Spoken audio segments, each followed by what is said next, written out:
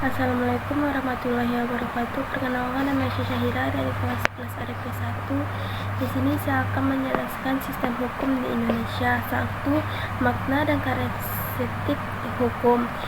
A. Pengertian hukum. Hingga saat ini belum ada kesepakatan mengenai pengertian hukum. Hal ini disebabkan oleh banyaknya segi dan bentuk walau hukum serta perbedaan pandang dari masing-masing ahli, seperti dikemukakan oleh Van Appel dan Noem, yang menyebutkan bahwa definisi hukum sangat sulit dibuat karena tidak mungkin mengadakan sesuai dengan kenyataan. Meskipun demi ada definisi yang dijadikan penganaan dalam mencoba mengetahui dan memahami hukum sebagai berikut adalah berbagai pengertian hukum dari beberapa ahli.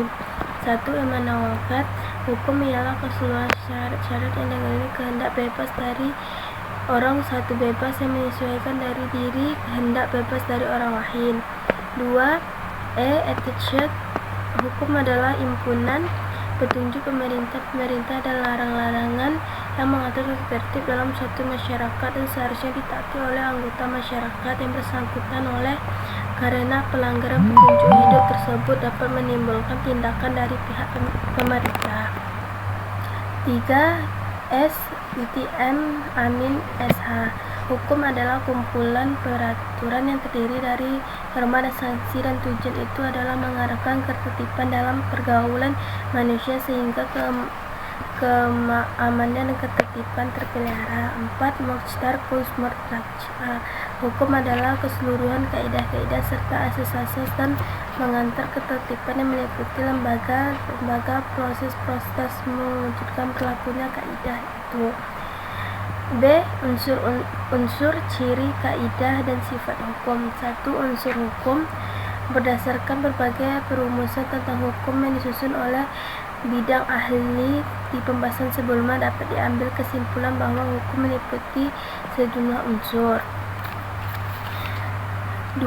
Ciri hukum. Ciri hukum yaitu adanya pemerintah atau larangan harus dipatuhi setiap orang agar tata tertib dalam masyarakat dapat terpelihara dan terlaksana dengan baik. Pada peraturan yang mengatur memaksa tata tertib itu untuk ditaati disebut hukum. Siapapun yang melanggar baik sengaja maupun tidak dapat dilakukan sanksi berupa hukuman. 3. Kaidah hukum. Peraturan-peraturan hidup dalam kemasyarakatan tersebut disebut sebagai tokoh hukum. Tata kaidah hukum merupakan sistem harus disederhanakan tingkat semua ke atas. 4. Sifat hukum. Dari pengeluasan mengenai kaidah hukum terlihat bahwa hukum mempunyai sifat mengatur dan memaksa. Hukum merupakan peraturan-peraturan hidup ke masyarakat dalam memaksa orang supaya menaati tata tertib dalam masyarakat serta memberikan sanksi yang tegas beberapa hukum terhadap siapa yang tidak mau menaatinya. Sekian penjelasan dari saya. Assalamualaikum warahmatullahi wabarakatuh.